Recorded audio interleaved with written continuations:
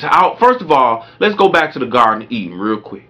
God told Adam and Eve, saying, the day that thou eat thereof, y'all should die. Well, 1,000 years to man is a day to God. So in the day, notice no man has ever preceded the lifespan of 1,000 years. Now, if you were to die, I mean, if you were to precede 1,000 years, let's say you died, right? And then you went to another world, that would mean that you really not dead. So your existence is in your brain. You know, your ability to talk is your existence. Your ability to think is your existence. See, your arms is moving and your body parts is moving because your brain is telling you to do so. So if you don't die and go to the ground and go to sleep, but you go to some other realm, some other place, then you're not really dead, and you calling God a lie, because he said, in that day that you eat the fruit thereof, you shall die. Ecclesiastes tells us that the dead don't know nothing. Nothing at all. It says in the day that you die, that your thoughts perish, there's no more joy, no more happiness, no nothing under the sun. It's gone. Alright, so keep reading though. Verse 13. Oh, that thou wouldest hide me in the grave, that thou wouldest keep me secret, until thy wrath be past. Wait a minute, he said, hide me in the grave, keep me secret, not for just a minute. He said, keep me there till your wrath is past. Well, brothers and sisters, God got wrath to put on this earth that he has yet to do. Job is still in the ground, as well as David and all the rest of the prophets. Go ahead. That thou wouldest appoint me a set time, and remember me. If a man die, shall he live again? All the days of my appointed time will I wait, till my change come. Thou shalt call, and I will answer thee. Thou will have a desire to work of thy hands. That's good. Let's go over to Daniel chapter 12 while we over here in this Old Testament. Because he said, if a man die, shall he live again? All the days of my appointed time will I have to wait till my change comes. Thou shalt call. So the Lord is going to call, man. And he says, and I will answer thee. And thou will desire the work of thy hands. So that's at that time, he'll be changed when the Lord calls him. But not without everybody else, though. And you read that. You read that when you read Hebrews chapter 11 even. But Daniel chapter 12, and let's pick this up at verse 1.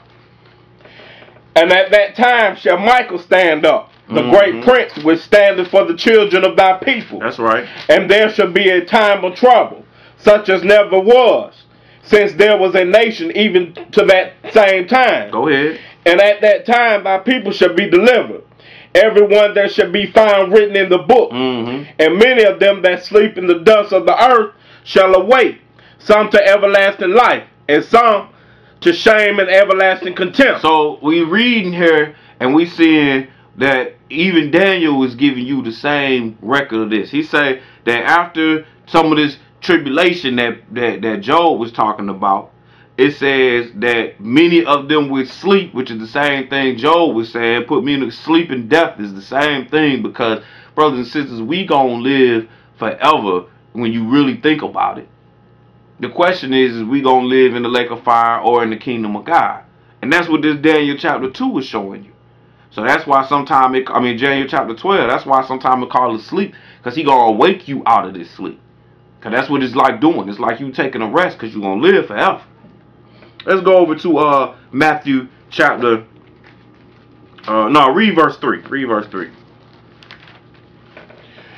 And they that be wise shall shine as the brightness of the firmament, and they that turn many to righteousness as the stars forever and ever. So he told you there that when you get resurrected, you're going to get a new body. That's really what he was telling you right there, if you just paid some attention. But let's go to Matthew chapter 25, and let's pick this up at verse 31.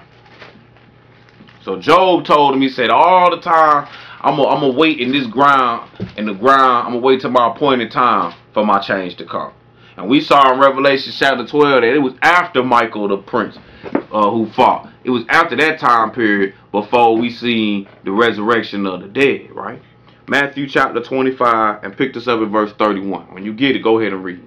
When the Son of Man shall come in his glory, and all the holy angels with him, then shall he sit upon the throne of his glory. Michael is one of them holy angels.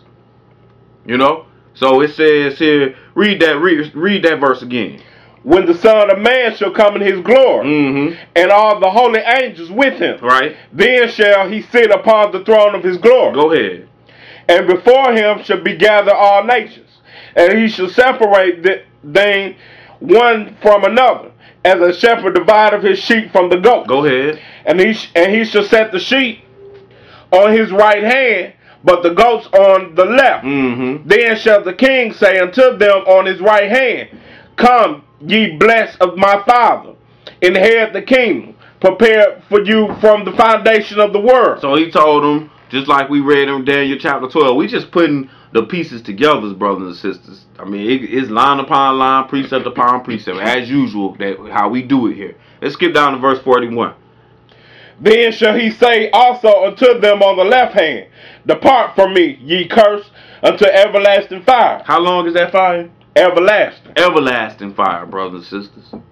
So for those of you that think that you go to the lake of fire and then you burn up, that's not what we read in here. Then let's read what else it say. Go ahead.